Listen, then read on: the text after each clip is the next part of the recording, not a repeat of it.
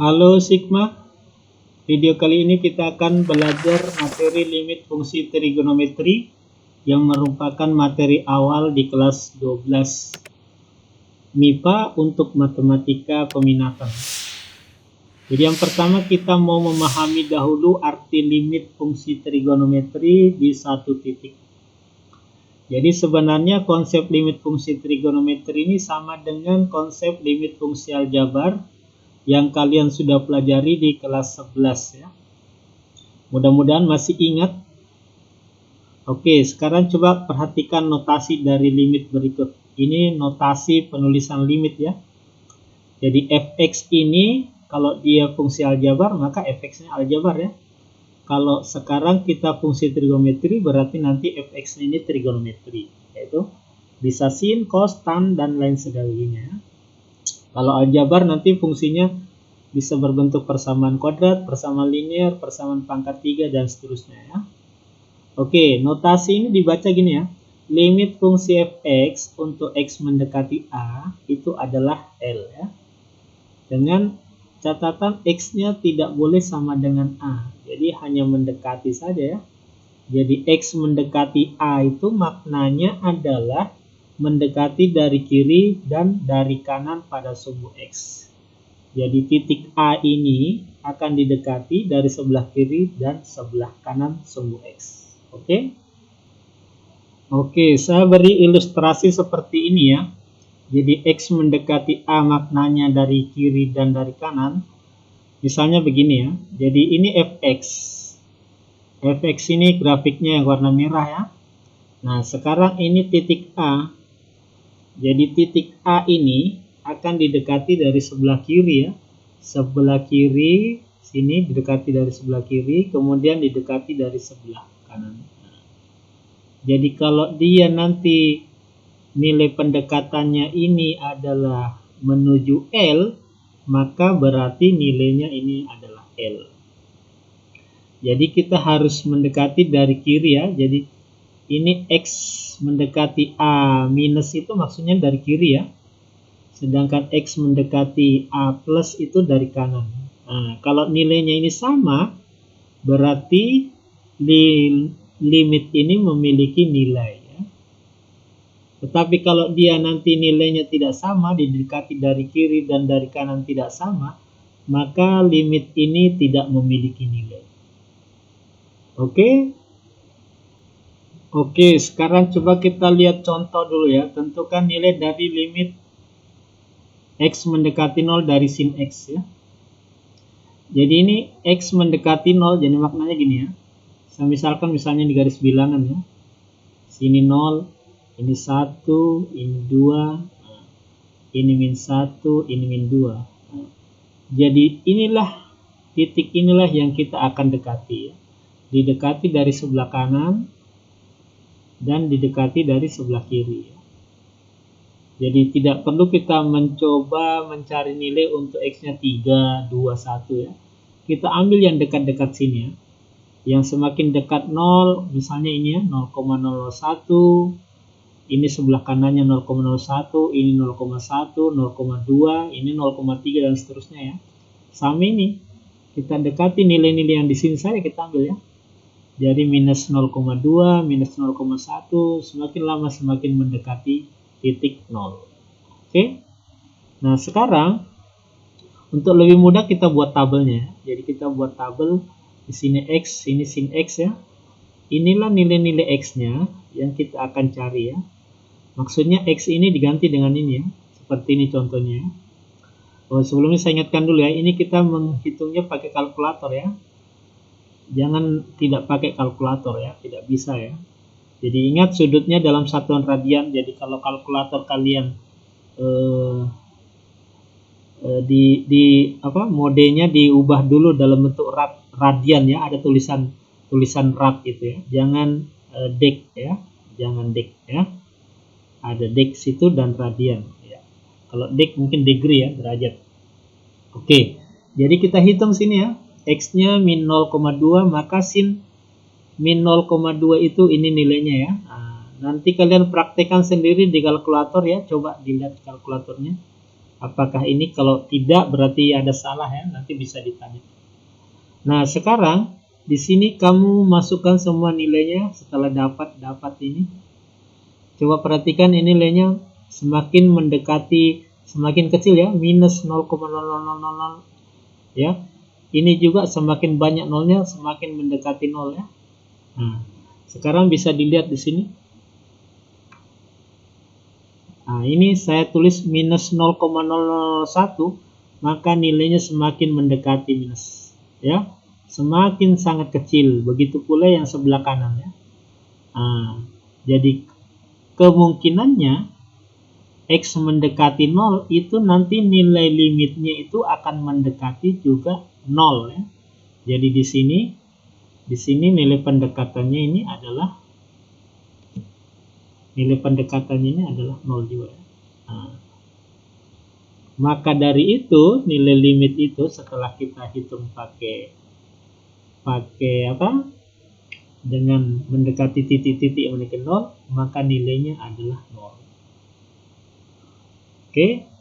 Jadi di sini limit X menuju mendekati 0 sin 0 itu sama saja dengan sin 0 ya. Itu sama dengan nilainya adalah 0. Nah, ya. Jadi inilah awal mulanya sehingga kita hanya perlu substitusi langsung saja ya. Jadi untuk mencari nilai limit kita cukup substitusi saja. Jadi kamu harus pahami bahwa substitusi itu berasal dari membuat ini langkah tabel ini. Jadi setiap dapat soal sebaiknya kita cari dengan tabel ini, tapi ini kan rumit ya, membutuhkan waktu yang lama. Sehingga disimpulkan bahwa dengan hanya substitusi kita bisa menentukan nilai limit tersebut. Oke, selanjutnya coba kita mau menentukan nilai limit fungsi trigonometri secara intuitif ya. Intuitif itu apa ya? Intuisi ya, pakai perasaan. Maksudnya perasaannya ini harus tetap tepat berdasarkan logika ya. Jadi misalnya ini masih contoh soal yang sama. Tentukan limit X menuju 0 dari sin X ya. Oke, saya ingatkan dulu ya, sin X itu adalah sisi depan sudut per sisi miring ya. Jadi kalau ada segitiga begini, ya kan? Nah, di sini misalnya sudutnya X, berarti sin X itu adalah sisi depan, ya kan? Ini Y, nah misalkan ini X per sisi miring, ini R nya, ya itu sisi R nya. Nah sekarang perhatikan untuk yang merah ini ya, yang merah ini misalkan ini saya kasih ini A, sini B, sini C ya, terus di sini K, di sini L, nah ini garis ini M. Oke, untuk yang pertama dulu ya, ini X ya. Jadi sin X ini sudutnya yang merah ini, maka itu adalah sisi depan AK, ya kan? AK per sisi miring R ya, ini R. Nah, sekarang ini X-nya menuju 0 ya, berarti X-nya ini semakin lama semakin kecil ya. Nah, segitiga yang kedua ini ya, segitiga yang kedua sin X, ini X segitiga yang kedua ya. Ini adalah sisi depan, ini BL ya, sisi depannya BL per R. Coba perhatikan ini dengan AK dengan BL ya, semakin lama semakin pendek ya. Nah, sedangkan ini yang ketiga ya. Misalkan sin X ini sudutnya semakin kecil ya. Nanti ini adalah CM, ya kan? CM per R. Nah, coba perhatikan ini AK, BL, CM ini semakin pendek ya. Semakin lama semakin pendek. Jadi kalau semakin kecil, semakin rapat nanti di sini, maka nanti sin X-nya ya itu sangat kecil di sini. Lama-lama jadi 0 ya, sisi depan per R. 0 bagi R ini kan 0 ya. Maka secara intuisi berarti kalau nilai sudutnya di sini semakin kecil mendekati 0, maka nanti sisi depannya ini jadi 0 juga ya. 0 per R. Berarti nilai dari limit X menuju 0 sin X itu adalah 0 ya. Oke, itu secara intuisi ya. Jadi secara intuisi dan secara pendekatan titik, maka nilainya sama ya. Oke, mudah-mudahan bisa dipahami ya. Oke, berdasar dari 1 dan 2 tadi, secara menetapkan limit dengan pendekatan satu titik dengan secara intuitif, kita temukan teorema dari limit fungsi trigonometri ya. Jadi ini teorema limit ini sebenarnya substitusi saja ya. Jadi limit X mendekati P sin X itu sama saja dengan sin P. Untuk mencari limitnya ini X-nya diganti saja P ya. Kemudian limit X menuju P cos X, ya ini jadi cos P. Limit X menuju P tan X, ini jadi tan P. Limit X menuju P kotangan X, ini jadi kotangan P. Limit X menuju P secant X, itu jadi secant P. Limit X menuju P cosecant X, itu jadi cosecant P. Oke, jadi inilah yang mendasari cara substitusi untuk menentukan nilai limit. Oke, kita lanjut untuk bagian ketiga ya. Kita mau menentukan nilai limit fungsi dengan substitusi ya. Jadi setelah kita mencari dengan dua metode tadi, berarti kita bisa langsung substitusi saja ya. Oke, yang pertama ya. Tentukan nilai limit berikut. Limit X menuju pi per 3 dari sin X. Ya, kita substitusi ya. Jadi gampang saja. Sin X, X-nya diganti pi per 3. Ya. Oke, sin pi per 3 itu berapa ya? Itu sama dengan sin 60 derajat ya. Berarti dia adalah 1/2 akar 3. Oke. Ya. Ada yang lupa ini? Jadi kalian harus tahu ya. Jadi cara hafalnya gini ya. Misalnya ini 0, sini 30, sini 45, sini 60, sini 90 ya. Jadi di sini sin 0 itu 0, 1/2 akar 1, sini 1/2 akar 2, ini 1/2 akar 3, ini 1/2 akar 4. Nah, 1/2 akar 4 ini kan akar 4 kan 2 ya. 2 kali 1/2 1. Gitu ya. Itu cara menghafalnya ya. Jadi kalau cosnya lawannya ya. Dari 1 1/2 akar 3, 1/2 akar 2, 1/2 0. Oke, akar 1 kan 1 ya. Dengan tangan 0, 0, ini 1/4 akar 3 ya kan, terus 1, terus akar 3, terus tak per 3 ya, dan kelipatannya. Jadi mudah-mudahan masih ingat pelajaran di kelas 10 ya. Oke, sekarang bagian B ya. Cos 3x, ingat ini x-nya pi per 3 ya, berarti ini jadi cos pi ditambah 1 per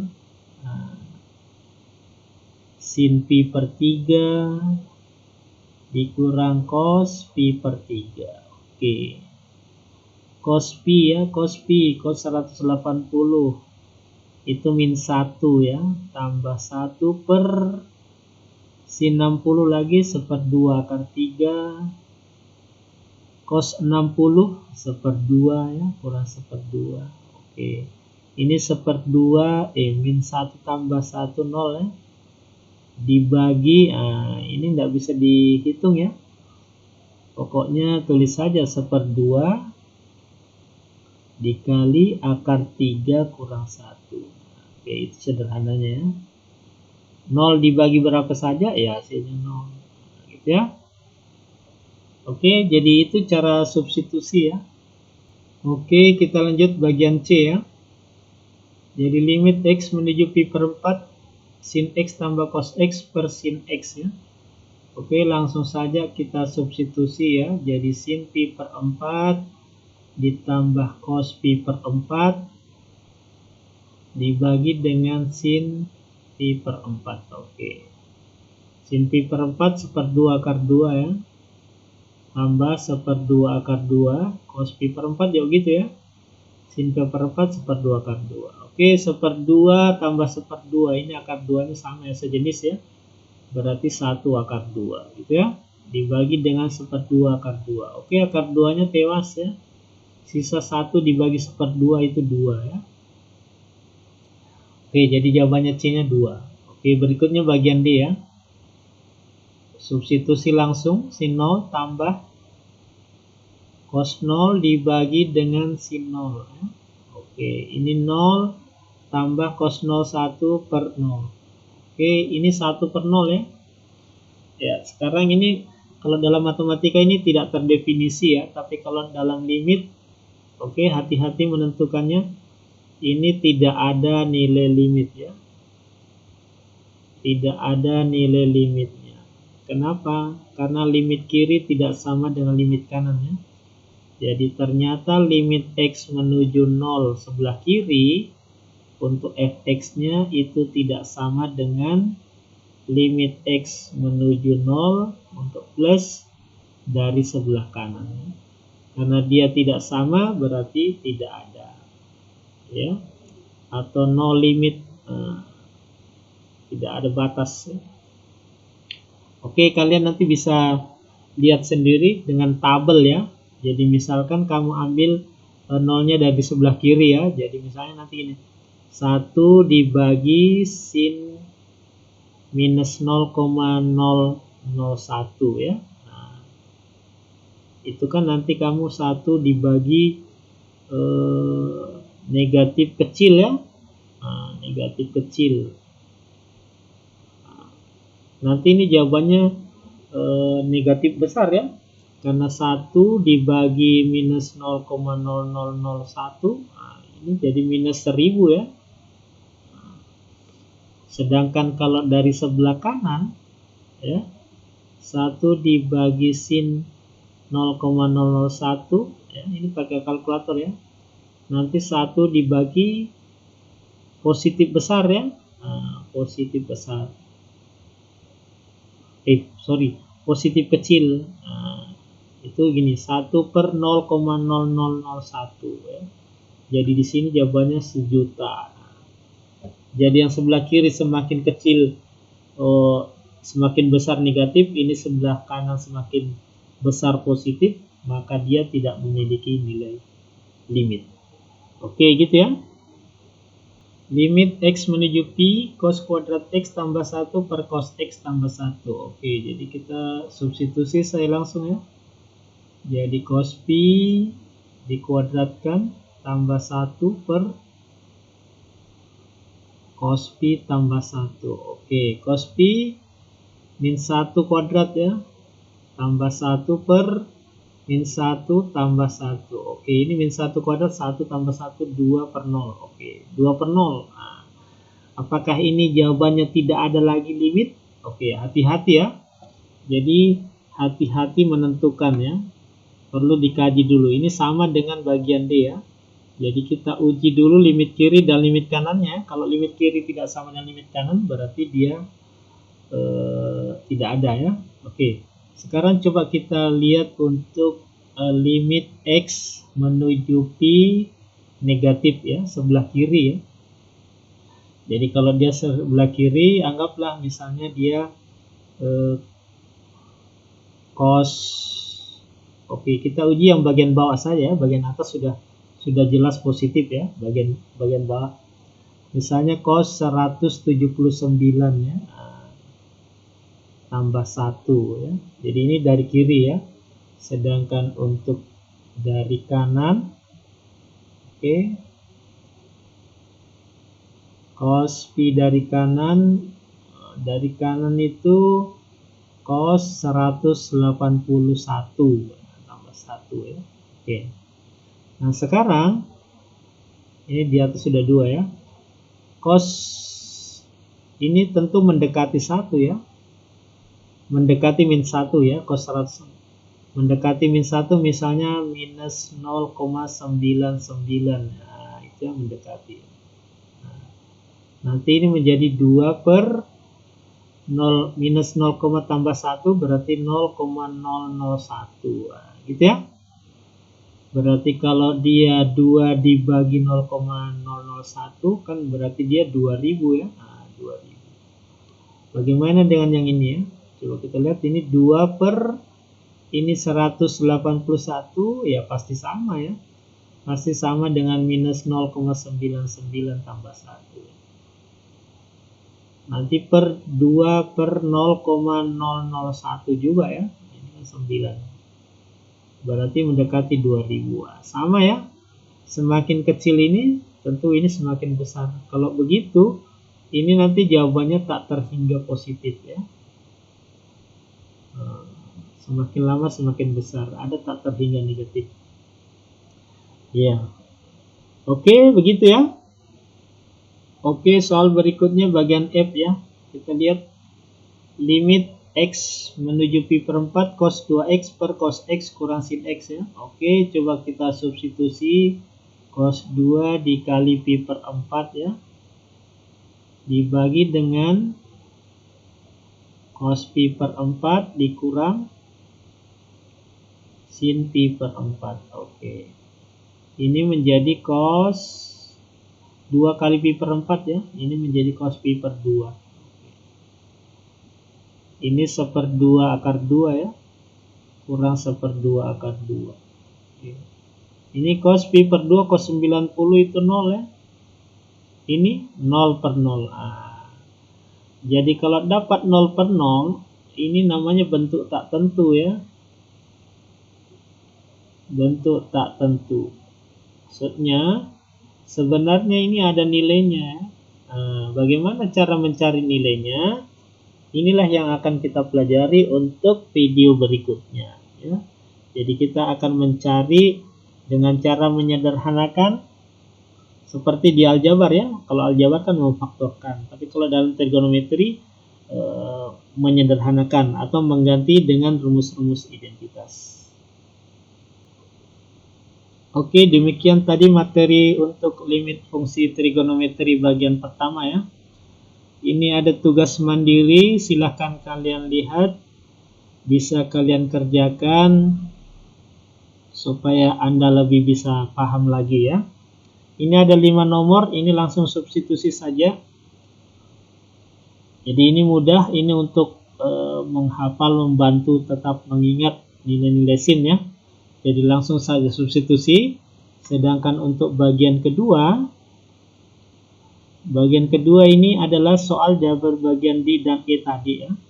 Jadi kamu selesaikan dengan cara membuat tabel ya, buatkan tabel untuk penyelesaiannya ya.